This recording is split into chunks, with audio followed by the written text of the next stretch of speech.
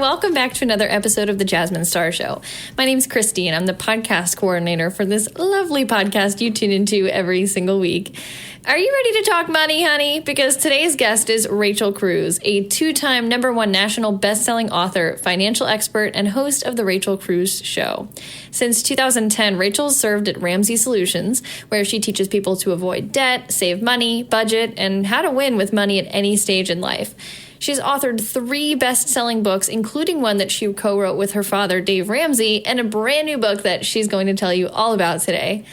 Our goal for this interview is for you to understand why you handle money the way that you do to create a serious life change that lasts in your life and business. Because something Jasmine and I learned within the first 5 minutes of this conversation is that we handle our money in all aspects of our lives the exact same way, whether we admit it or not. Seriously, Jasmine and I cannot get enough of Rachel's kind heart and financial wisdom, and I know you're going to love her too. Let's listen in. Friends, I'm so excited. Every time we have the opportunity to bring somebody on the podcast, I always start with the personal connection to the person, even if that person doesn't really know that I exist in real life. The guest we're about to introduce is Rachel Cruze. Now, I have to let you know a little bit of the backstory. Rachel and my sister, Bianca Olthoff, who's also happened to be a guest on the podcast, well, they know each other and they talk. And I'm fascinated with Bianca's friend, Rachel, just creeping on all of her social media, thinking she's bright and brilliant. And I casually want to become Rachel's friend by way of osmosis. And it also happens to be that Rachel knows Bianca, and Bianca, if you guys remember, is like the nice and holy twin. She also, although I probably would never admit this, she's probably a little bit funnier than I am. And so I reach out to Rachel's people, and then I kind of have a panic attack. And so I, do the nepotism queen move. And I'm like, Bianca, can you talk to your friend Rachel? And maybe her people could talk to my people. Maybe we could be people. Lo and behold, ladies and gentlemen, Rachel Cruze is on the podcast. Welcome to the Jasmine Show. I'm so happy you're here. Oh, I'm so glad I'm here. I know we were talking about Bianca, and I was like, oh no, but Jasmine, I've been wanting to meet you because you're killing it in life. Well, I'm the heathen twin, so she could pray for me. And I'm like, Lord, can I get to heaven by way of proxy? Because if that's the case, I'm fine. I'm going to let you down, Rachel. Bianca is amazing. So I'm like the second-rate twin, and I'm here for it. I just want to say thank you for being here. Oh, stop it. No, I'm so excited. Well, you're killing it, Jasmine. So again, the fact I'm on here, I'm so honored. Thank you. Thank you. Speaking of us connecting by way of social media, can I share a recent Instagram post where you wrote something that I thought was extraordinarily fascinating? Yeah. You shared a surprising statistic, and I'm going to read it. What does it take to waste $5,000 a year, spending just $13.70 on stuff you don't need? Okay, this really hit home, and judging by the amount of likes and shares that post got with your audience, I think it's resonating with a lot of people. So to start this interview, I want to ask a question that will help contextualize our future conversation for people listening. So what do you wish more business owners knew about managing their money? I would say I wish business owners realize that the way they deal with their personal finances in their home, it's the same habits they're bringing into their business. Ooh. Like we sometimes separate them and we think, oh, well, Rachel over here in the business can do this, but when I go home, I'm this. I'm the same person that's going back and forth. And so when you create good, healthy money habits, whether in your business, it's going to bleed over to your home, or you decide to change your budget at home and actually live on one and be intentional, it's going to bleed over to your business. I wonder from an outsider's perspective with an extensive amount of experience as a child, I don't know if my sister had kind of let you know, like our upbringing, very simple, daughters of immigrants. We did not have money.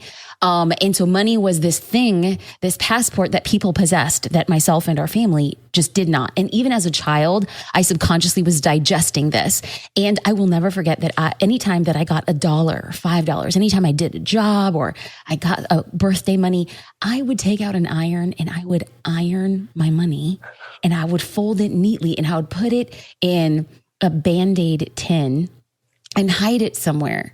And those habits, like you mentioned, like who you are, like in your home life and your business life, I think is stemming from childhood, because still to this day, I don't iron my money, but I will hide cash in random places. Like, you're a daughter of an immigrant. And you're like, whoa, where did I find this cash? It's like I was raised in the Depression or something. So for somebody who has like this somewhat like distance relationship with money, what are a few steps, like right now off the top of your head? What is one thing? What is one mantra? What is one action? What can we do to have a hyper awareness of our relationship with money? Yeah, I think it's realizing where it's positioned in your life. And so, for instance, I always like to tell people it's okay to have nice stuff. Don't let your nice stuff have you. And you can put money in that as well. So when it starts to own you and it becomes the only goal in life, it becomes your identity, it becomes your only source of security and safety.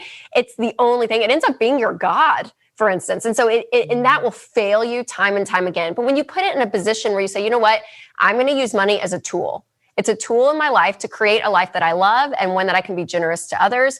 But viewing money again, that it doesn't own you, you own it in a sense to say, no, I'm going to take control of this money. Okay. So I believe that there are 3 types of people who are listening right now. Number 1, a person who can clearly identify, no, money doesn't own me. And then there are people who can clearly identify, you know what? Money does own me. And this is an opportunity for me to course correct. And then there's a group of people who are like, well, I'm not sure if money owns me. Is there like a question or a series of questions you can ask yourself, like immediately to say, this is the litmus test. Like, how do I know money owns me? Well, I mean, I hate to say it because sometimes it's so subconscious. For instance, I would have told you 12 months ago that I had a very healthy relationship with money. I mean, I teach about it all the time. But then enter 2020, the pandemic, like in April, I remember thinking multiple times, are we going to be okay? Like the cruises on paper are fine. For a decade, we've been doing this stuff. But I even felt myself tense up. And then I realized, wow, subconsciously, I've been putting so much value and safety in these investment accounts and in my checking account more than I even realized. So I think it's kind of that tried and true question. And I do this with my job as well. I always say, okay, if crap hits the fan tomorrow and all of this is taken away, everything's taken away, who am I? Like where have I put my time? Where have I put my identity? And so that kind of grounds me back to things that money can't buy, right? Your relationships, your marriage, if you have kids. I mean, you can kind of go through the list to say, no, my family, like I have things in my life that money could never buy. That is my tried and true value. That is so, so important to have. But when we start replacing that value with tangible money, with stuff, with the American dream of bigger and better, constant, and it all gets taken away, like a lot of people that happened in 2020, it shakes you to your core. And so for me, I'm a person of faith as well. So my relationship with God is such a huge part of this. So it's those things that money can't buy that I really believe we have to put our value in. And again, not that money is bad, not that stuff is bad, not that bigger and better. It's always bad. That stuff is not wrong. It's not evil. But again, if that stuff starts to own us, that's where it gets unhealthy. Oh, so good. Okay. So this actually parlays into one of the questions I wanted to ask, because for years you've been teaching people how to manage their money. Like that's what you just said. And then all of a sudden 2020 kind of was like this wake up call. Like you were teaching people how to budget, save, get out of debt and build wealth. But in your new book, Know Yourself, Know Your Money, you kind of take a new approach and you want to help people understand why. Why is knowing yourself so important when it comes to managing your money? Like, I really want this podcast to like get to the nitty gritty. Let's talk about the ugly stuff. Let's bring it to the surface so that we walk away being like, these are the things I want to change. Yes. Well, personal finance is 80% behavior. It's only 20% head knowledge. So to win with personal finance, it's such a small understanding. Like we know how to do it. It's like health and fitness. We all know what to do. Oh, yes. But actually doing it is what's so hard. It's so difficult to actually do it. But that behavior is what's key. And so like you said, I've been doing the how-to for a decade now. And so about probably 2 or 3 years ago, I was in counseling. I remember I read the book, The Birth Order, because I'm a middle child. And I was like, okay, how did my birth order affect me? I took the Enneagram. Like I was started just to kind of like. Oh, Rachel, what are you? What are you for Enneagram? Oh, I'm a 3. Oh gosh. What's your wing? I think I'm a wing. Sometimes it's a 2, but I think I really could be a 4. I'm not super artistic, but I do have that individual where I'm like, I kind of want to be different, do my own thing a little bit. Do you know that they titled, so Enneagram 3 is the achiever, and then Enneagram 4 is the achiever, individualist with art, tendencies, creativity. But they had said 3 wing 4 is identified as the professional. You probably are. I'm a 3 wing 4. That's what, yes, I am. So I know my people. So I'm like, girl, I'm pretty sure you're a wing 4. You know, we just met, but I've been creeping for a while. I'm pretty sure you're a wing 4. I could, because I'm too selfish to be a 2. all that helping. I'm like, I don't know. Okay. But getting back to the why. So you've done the how for over a decade. We're at the why. Okay. So you studied your Enneagram. Yeah, on my own journey, really all the self-awareness came to the surface. So then I remember thinking, okay, what if I applied this to my money and start asking these questions? And Jasmine, it was like this black hole that I went down and I was like, oh my gosh, there's so much here. Understanding why we handle money the way we do, everything from our childhood and our upbringing, like you said, to our fears, to our dreams, to our tendencies, so much. And so when you can identify, this is why I'm handling money the way I do. This is why I'm putting my money in a Band-Aid container and hiding it away. Here's why I'm doing these things.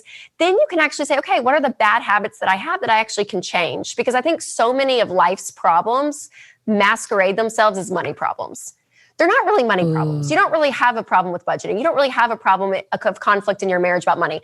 You have actually probably more of a marriage problem. You probably actually have a problem with contentment. Like there are heart issues, but they come out as money. And so when you can dig under that surface and become healthier in general, your money habits will follow. Okay. So in Spanish, there's a word called chisme. So it's like it's the real. It's not like gossip. It's just like, just tell me the real. So I'm going to ask Rachel a chisme question that I'm not sure you're going to be comfortable answering, but like, is there a story from childhood that you now as an adult look back and be like, that's why I have this relationship with money? Oh gosh, probably a lot. I mean, my story is interesting because I was actually born the year my parents filed for bankruptcy. So I was born in April, they filed in September. So the whole beginning of my life that I don't really remember, right? 1, 2, 3, 4 years old. Whereas my parents climbing out of this financial hole. And so, I mean, I have my earliest memories though are, memories of consignment sales. Like we never shopped. We never went to a mall or store. We always went to a consignment sale or garage sales. We'd go find clothes at garage sales. Oh, I know that. I remember the only time we could go out to eat was on our birthday and we got to go to the Olive Garden. And it was like, oh, girl, that's high class. No, nobody did this on the Olive Garden. Cause if you got a sauce boat, I mean, that's it. You won the lottery. If you got that Alfredo's, the breadsticks, girl. Yes. So good. Yeah. So, I mean, I remember those early years of watching my parents sacrifice. So I think what that did for me, which I'm so thankful, and as an Enneagram 3, you'll appreciate this. I'm so thankful that was my roots. Like I know what sacrifice looks like. I know what saying no to yourself looks like because my parents did it so often when I was young.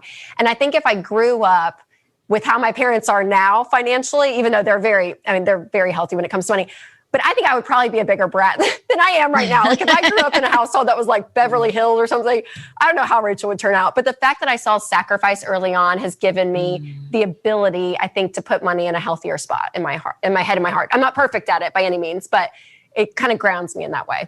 I actually think that leads nicely to one of the next questions that I have, because in your book, you talk about the different types of money classrooms and how they shape the way we handle money. Can you explain what money classrooms are and then how those classrooms impact us? Well, your childhood home growing up was your classroom. So there's so many lessons in life that you learn from that. There's a lot of lessons we all wish we could probably unlearn from that. But you take all that with you into adulthood. And so when it comes to money specifically, it's communicated in two ways. It's communicated verbally and it's also communicated emotionally. So when I was writing the manuscript for this, I was realizing the parallels and I was like, oh my gosh, this creates like a quadrant. I thought, oh, Jesus gave me a graph and I'm really excited about this graph because okay, you know you're a numbers girl when you quote Jesus gave me a graph and then you're happy about it. I got it. This makes so much sense. And so what ends up being are these 4 money classrooms. So the first money classroom is the anxious money classroom. And you knew you grew up in this classroom when it was verbally closed and emotionally stressed. So there was tension around money, maybe toward the end of the month when bills were due. You felt it. No one said much about it, but man, you could feel the tension in the air. Classroom number 2 is the unstable money classroom. And this is where it's verbally open and emotionally stressed. So lots of conflict, lots of fighting. You probably heard your parents have the same money fight over and over again. You know, your mom's shopping too much, or your dad's going out and doing this, like whatever it is, you heard about it. Classroom number 3 is the unaware money classroom. And this is where it's verbally closed, but emotionally calm. So in this money classroom, your head was probably in the sand. You probably didn't really think much because there wasn't a lot of emotion around it because it was pretty calm, but yet no one talked about it. And then classroom number 4 is the healthiest money classroom. And this is the secure money classroom. And this is where it's verbally open and emotionally calm. So you could have $10 in this classroom or 10 million. But the idea is that there was a plan for the money. It was controlled. You knew what you were doing. And it was talked about. It was talked about on a tactical level. Your parents talked about budgeting. They talked about debt. They talked about investing. But they also talked about the emotional side of money. They talked about generosity. They talked about contentment. They talked about, you know, in a healthy way, what money brings to your life. So that 4th money classroom is really where I encourage my readers to kind of go current day, if they can, present day, to head to that 4th money classroom. But it's important to look back in your life to say, okay, this is when I grew up in classroom number 1 or classroom number 2, because they all come with weaknesses, and you can just see how it shapes who you are today. So for somebody who's willing and desiring to get into classroom number 4, and they're currently not, I learned by way of example. So what kind of conversations are you having with your children that I'm assuming you're in classroom number 4? How do you stay emotionally calm? And then how do you have open conversations? Like, give us like a tactical, I'm starting from scratch. Yes. Well, I would say on the tactical side, where you can say, okay, we're emotionally calm, it means that your money has to be controlled. If you are one of the 40% of Americans who can't cover a $400 emergency in cash, you're going to be stressed. If you're one of the 78% of Americans that live paycheck to paycheck, you're going to be stressed. So getting yourself in a good financial position automatically is going to lower that stress, meaning you're in control. You're doing a monthly budget. You know exactly where every single dollar is going. You're getting out of debt, so you have no bills. So if you do get laid off or you were furloughed, you're okay because you don't have a lot of bills and you have your money controlled. And so that's the key there, is to get your own household in order. But then with your kids, to let them in on some of this, right? If you're sitting down to do the budget and you feel comfortable showing numbers and it's age appropriate, bring them in and talk to them and show them where you're saying no. Show them, okay, we really want to go on vacation this year, but it's probably not wise. So mom and dad, or mom or dad, if it's a single parent household, I'm choosing not to. And here's why. I mean, talk about it all, because money is not a taboo subject. And the moment it starts to be secretive, or the moment that you start to shame it, that's when it gets really unhealthy. And so that open conversation, again, your day-to-day decisions. And that's the thing about my family growing up. A lot of people think growing up as Dave Ramsey's daughter, we had like mutual funds birthday parties, like budget camps, and like we were obsessed with money. And thankfully we weren't, but they just brought in these conversations in the ebb and flow of life. So at the grocery store, just mention what you're doing, talk to them. I mean, it's amazing just having these little one-off conversations, what that does, because it really starts to shape your kids' understanding of the placement money has in your life. So I don't want to speak too much for my parents, but I can safely assume that a lot of times the conversations we were not having were not as a result of the issue being taboo, but as a way to avoid disappointment. So if there are parents who right now, especially given 2020 and 2021 early onsets, a lot of conversations have to go around what they feel might be letting their children down. What is your advice for a parent who's looking across from their child who says, I really want this, or I really want to go here, or my friends are doing this? What's a positive way to talk about money as well as inform them what really is going on? Yeah, that's a great question. Yeah, I think for parents to share, but don't scare. So I think that is important, right? If you are about to be foreclosed on, you probably don't want to tell your 4-year-old. Like, you probably just need to deal with the adult issue and turn on a happy face in a sense. But when your children emotionally can be there, I've just realized the more human I can be with my kids, the more I can apologize, the more I can show weaknesses, the good and the bad, all of that, you become human. So when they face those things later in life, they can go back and think, oh yeah, mom really wanted to do that and she didn't. And she's okay. Like, she's okay. But if your child grows up and doesn't see any weakness or any pain in any part of life, and they start to have that on their own, they're going to feel very isolated because they've never seen it be, show that example. So again, you don't have to overflow it. And 2020 has been a tough year. So there is a level of abundance I want us to have and not be Eeyore all the time. But if there are a couple of things that you're like, wow, as a family, we're going to cut back. Honesty is the best policy in my head. Again, age appropriately in an emotional sense that they can handle it, but to say, hey, here's what's going on. And I just want you to know, like, this is tough. But what we're doing is we're making these sacrifices now, these short-term sacrifices, so that later in life we can do more things. We're saying no right now because we're being wise, but that means we get to do more stuff in the future. Because that's my hope for people. There may be a season of sacrifice, but that sacrifice isn't just a sacrifice alone. It's in order to have a better future. I love this. So can we do the flip side of it as well? Because not every listener is going through some financial difficulties to parlay that to their children. But just like yourself, you said your parents had a positive relationship and guided you, even if at later point, maybe 10, 11, 12, 13, 14, your parents were in a different financial situation than you were when you were younger. How, as somebody who is financially secure and has budgeted and is forecasting a very strong future, how could I parlay this to my daughter that no, she's not going to get everything that she wants, or these are the decisions that we're making? How would I frame that? Yes, this almost is a little bit more difficult, honestly, because it takes a level as a parent to pull back. When you have the ability to do things, like, right, I have the ability to go on Amazon and buy my daughter the little $5 necklace set that she wants. Like, it's $5 for me. It's fine. Like, it's not a big deal. But I realized I started to do that more and more. I thought, I cannot do this. She thinks that Amazon just, you press a button on a phone and, it just all shows up. And I'm like, oh gosh. So yeah, I think that there's an element that you have to have a controlled sense, a guardrail, if you will, with money and talking to your kids about it. So again, going back to that quote I said at the beginning, but it's so true that it's okay to have nice stuff. Just don't let the nice stuff have you. And for kids that are in that environment, really trying not to raise entitlement. And I think allowing them to have their own responsibility.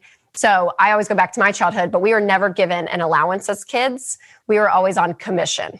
So oh my God, I can't. You don't work, I literally got like a little lightning bolt through my body. I was like, commission? Talk to me about this. I want to know. Yeah, so you do chores and you get paid for them. Like, that's how you make money in the Ramsey household. And that's how you make money in the real world, right? Like, the money's not just handed to you. You have to go and work for it. And so that early on was instilled. And then when you make money, you do 3 things with it. You give it, you save it, you spend it. And you can do that with a 5-year-old. And so you just teach them these little 3 money muscles, if you will, and start to build that. And so as a parent, putting some of that responsibility on your kids so that they're giving their own money, because they give it differently when it's theirs, they save it differently when it's theirs, and they spend it differently when it's theirs. And letting them make mistakes, letting them have an experience with money is a really big part of that learning lesson. So as a parent, you have to learn to hold back sometimes, not just give them whatever they want, but you also want to put some of the responsibility on them too. This is so good. I feel like I'm super selfish. If nobody gets a single thing from this podcast, your girl just straight came up. So Rachel, thank you. Now, a little bit along those lines, we're all wired differently when it comes to money. And you say that there's 7 major money tendencies we all have. Can you share a few of those money tendencies and why they matter? Yes. Okay. This was a fun part because I was seeing all these opposites, and not that neither of the tendencies that we talk about are right or wrong. The extremes can get unhealthy, but it's just kind of going down and saying, okay, this is how I'm wired. So naturally, you're either a saver or a spender, just part of your DNA. So I'm a natural spender. I always have been. Are you saver or spender, Jasmine, would you say? Oh, this is crazy. I am a hardwired saver. Bianca's a spender. Okay, there you go. I know. Yes, but it's just part of who you are. Another one is experiences or things. So when you buy something, do you tend to buy an experience, a great vacation, a great dinner thing, out, girl? I'm a thing.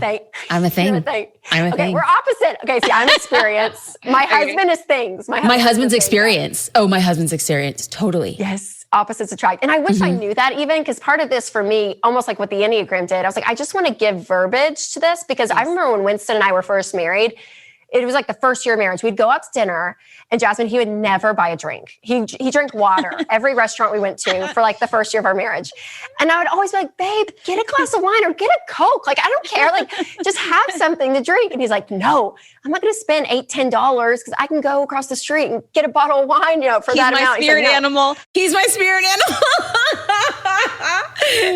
Like, no. So, but for me now, I'm like, okay, if I wish I had known this as younger Rachel, because I would have said, okay, it's not that he doesn't want to have fun or enjoy the night out. He just doesn't value experience to the point that I do, where he's like, no, I want to go buy Alexa light bulbs so I can go in and say, Alexa, turn living room on, and it works. Like, that's what I want to spend my money on. So yeah, just understanding it. Okay, another one is quality versus quantity. Like, would you rather have 18 pairs of earrings, $20 off Amazon or something, or like 2 or 3 like nice, good, it's quality. It's quality for me. Quality. Okay. See, I'm quantity. Jasmine, we're so opposite. We're so opposite. Good Lord. And this is the one thing that I actually do very much appreciate. My husband and I are on the same page about, is that, so it's not a matter of discrepancy. So I know that if he does decide to spend a little bit more on a sweater, I completely understand he's going to have it for 3 years, but he knows the quality and he stands by it and he loves it. So that's a good thing. Yeah. And again, the extremes on all of these can be unhealthy. So like for me, the quantity extreme, gosh, this was 2020 for Rachel. It was so convicting. But I mean, I would just be on Amazon. I don't know why Amazon's like my thing, but I would just be on it randomly. Yeah. And I'm like, why am I buying another pair of $12 earrings or buying a sweater that's $30? And I'm like, because I'm bored. And I'm like, okay, well, why am I doing it? Because I'm bored. Why am I not okay just being bored? I'm like, oh, because I don't want to sit here with just my thoughts, oh gosh. And so it starts to, I can justify purchases so easily and start to cope with that because I justify it because it's not expensive. And I'm like, no, it's fine. And then quality people on the extreme, my husband is this, if it's like not this certain type of material, or it's not this certain brand, or it's whatever. She's like, I don't want it. So the extreme side of that, it can start to get unhealthy for the quality too. So again, both extremes. I just have to say, I want to just thank you for this, because teaching me and listeners how to have these conversations and start noticing that the reason why my husband wants to do something is because he values experience. And sometimes I just need to let go and be like, we're going to have the experience, even if I don't value it. So thank you. This is marriage advice and money advice. Okay, the fourth tendency. Okay, another one, scarcity versus abundance. So life's a little bit more finite, a little bit more limited. Maybe, this opportunity may never come again, so I need to take it. It's kind of that scarcity mindset versus abundance is like, oh no, there will always be more options, more decisions, more money to be made, where you lean. So my husband, he's an Enneagram 5. So he's a scarcity naturally. Okay. He naturally kind of brings in and hoards a little bit and takes his time. And I'm abundance. I'm like, I don't know. Abundant. If we don't like that decision, we'll just make another decision. If we don't like it. That's what I think. 110%. So at least, so you and I are batting 1 out of 4. We're here for it. We're here for it. This has been amazing. And I have to say thank you, because in addition to the money classrooms, in addition to the tendencies, you also talk a lot about fear. And I think that's the undercurrent that initially attracted me to your philosophy, because I speak about fear because the more we talk about it, the more we normalize it, the more we can have open conversations around vulnerability. And fear holds us back in a lot of ways. Can you talk about the different types of fears that we, especially as business owners, experience with our money? Yes. Well, fear was an interesting one because I talked to Dr. Chip Dodd about this, and I loved his whole take on it, because he said fear is your body's literal reaction that you are in need of something, that you need help. So there's actually a healthy fear. When something reacts and you're fearful, to be able to name it and understand, why am I fearful in this? And then that allows you to put safeguards in place in your life to help protect you from that. Now, when it moves into anxiety and the fear just takes over and it's paralyzing, that's unhealthy. We don't want to go there. But again, if there's a money fear that kind of boils up, to be able to name it and say, okay, are there things in my life that I need to change? So the biggest fear people have, specifically women, is if something happens, am I going to be okay?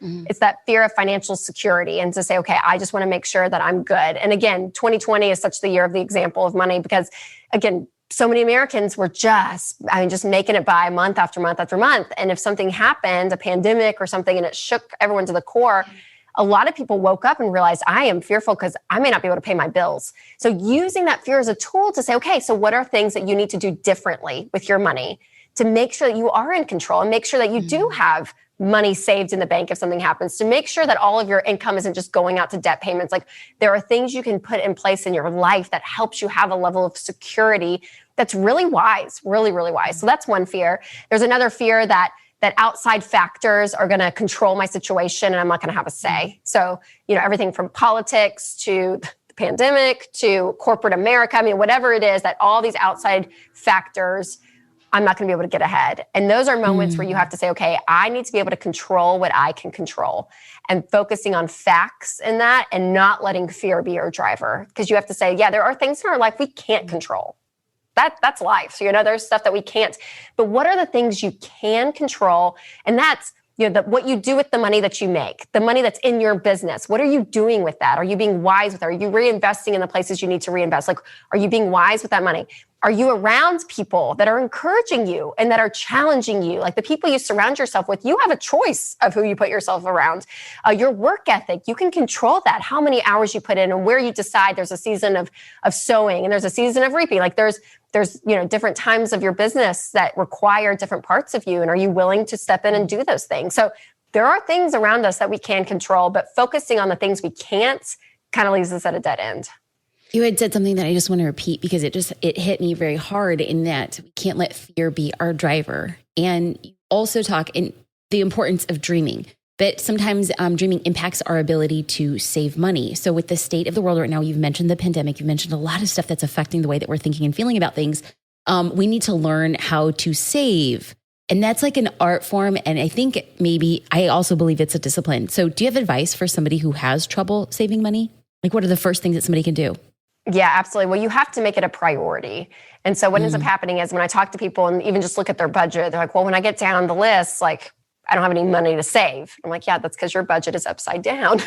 You need to make it a priority. You put it at the top and have little goals, right? I mean, have these things where you say, you know what, my goal is to save X amount. It's reasonable. It's realistic. Maybe it stretches you a little bit, but to actually physically put money in a savings account for a lot of people, just that one step is like, it's huge. Even if it's a couple of $100s, so you're like, wow, it's over there. It's over there. It's not in my checking account. Like, it's just sitting there. I mean, that's a sense of, oh, wow, I have the ability to change.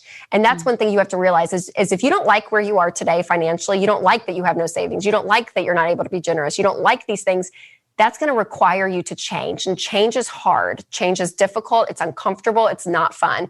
Even my 3-year-old, I switched my kids' car seats because I'd take them out of the car. And I put them on the opposite side, and my 3-year-old would not get in her car seat because it was on the different side. And I thought, even my 3-year-old hates change. Like, I'm like, get in the car, Caroline, we have to go. And so I'm like, gosh, it is. We're so used to being comfortable. And the moment you start to change, you are uncomfortable. But you have to have hope that what you're changing to is better than your present. And so in order to do that, though, like you said, in order to save and in order to change, have a dream. Say, hey, in the next 3 years, here's what I would love to do, and put it out there. I see people that don't save, they're not dreaming because they have nothing to save for. And so when you actually say, I'm going to look up to the future and actually have goals, have dreams out there, your savings begins to be a priority. You're willing to change because you want to create this life that you love and that you want. I know that I am hardwired for saving. But I will say that as a business owner, it almost felt decadent to save for my business. And so if there's anybody listening right now, that one of the learnings I had in year 2 of my business was that there is a distinction between saving for my family and saving for my business. And then once I had saved for my business, I proved to myself that I was able to save for, the first thing was a laptop. And that doesn't sound like a lot to somebody, but for me, investing in a laptop was a big move. And all of a sudden it was a muscle that I started flexing. And now I use a savings account as the ability to build a dream. So I just want to co-sign on what Rachel is saying, but also don't sit here and say like, oh, I'm dreaming for my business and it's going to be my shop on Main Street, USA. It could start very small and you develop that muscle over time. So as we kind of close, Rachel, you've given a lot of tactical advice and a lot of encouragement and a lot of ways to shape conversations that we have with our partners, with our children. And when I say partners, it could be life partners and or business partners. But somebody's listening right now and they're like, okay, I kind of sort of believe I have the capacity to change, but like, how can somebody change bad money habits starting today? Like, what's something that we end the podcast and somebody has like 2 or 3 tactical tips, like this is what I'm going to start today. I know you had mentioned the act of just moving money into a savings account. I thought that was pretty profound, simple and yet profound. Is there anything else, somebody right now? What can we do to end this conversation with somebody with hope? Yes, I love that. Yeah, I would say the savings thing, do that. Have these small goals. That's what I love. The laptop is a perfect example. Yeah, you're not just like having this massive thing. No, you have to be able to say, no, I have the evidence that what I'm doing is working. Mm-hmm. And even just buying a laptop, it proves to you, okay, there's hope. So that's one thing I would say, yes, the savings, go ahead and open up a savings account, just put some, and for your business and keep it separate. Your personal and your business life should not be mixed. There should be a distinction between that. And so doing that with your business and your home life. And then I would say do a budget. I'm like the budget person. I'm a spender though, and a free spirit. So a budget is usually not the thing that I love, but I've learned to love it because it's really the number one financial tool that puts you in control. You need a budget for your business and you need a budget for your home life. You need to know the money you have and where it's going. It will give you a sense of peace unlike anything else. And then number 3, I would say engage in these conversations. Talk about money even when it's hard. Not if it's hard, when it's hard, because it's very vulnerable. It's a very scary subject for people to be honest with because there's a lot of shame and a lot of guilt. But have these conversations. We are not made to live in isolation. We are made to live in community. So whether that's a spouse, whether that's a good friend or a mentor, I don't care who it is, or a business partner, but just talk about it. Put it out in the open. And a lot of your past mistakes, it feels like it defines them financially. All of that starts to wipe clean because you actually brought it to the light and talked about it. So number 3, I would say communicate about money. I could not love this anymore. So number 1, if you are ready to make a change, because like Rachel had said when we started, is that your life and your business finances, the way that you approach one is likely how you approach another. So number 1, creating a distinct savings account. And she mentions this also for personal and business. Number 2 is to set a budget. Here again, I'm just going to insert myself in the conversation. Set a budget for yourself as well as for your business. And number 3 is to have conversations. Because when we bring conversations around money, we release shame. And when we release shame, we could step into freedom. Now, if you are sitting here and you don't feel like you could talk to your partner, or you want practice before you speak to your children, I have noticed on Rachel's social outlets that even if Rachel isn't the person who's going to be giving financial advice, nor do I think she should, there is a community of people who are learning to talk about money, and doing it with strangers on the interwebs have opened them and given them courage. These are things that I've seen in patterns with her community, which has been powerful. Rachel, how can people find you online, and how could they go deeper with your content and your book that is dropping in early 2021? Yes and amen. Yes, thank you. Thank you. Yeah, the book is Know Yourself, Know Your Money, anywhere books are sold. And I have a podcast, The Rachel Cruze Show. And so it's anywhere you listen to podcasts. And I have a YouTube and Facebook version. And yeah, Instagram, Twitter, all Facebook, all the places. I try to be everywhere if I can. I love this. And y'all, if you want to do Rachel a solid and speak her love language, she is an Amazon shopper. So if you buy the book from Amazon, leave a review. Okay. Like, let's keep this perpetual circle going. Rachel, thank you for sharing your wisdom, your knowledge. I'm happy to get to know you. And now I get to tell my sister, Rachel's my friend too.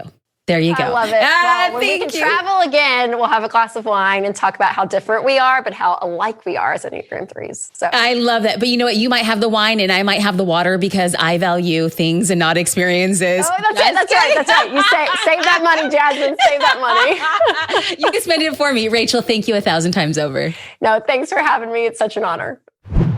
Wasn't that conversation just incredible?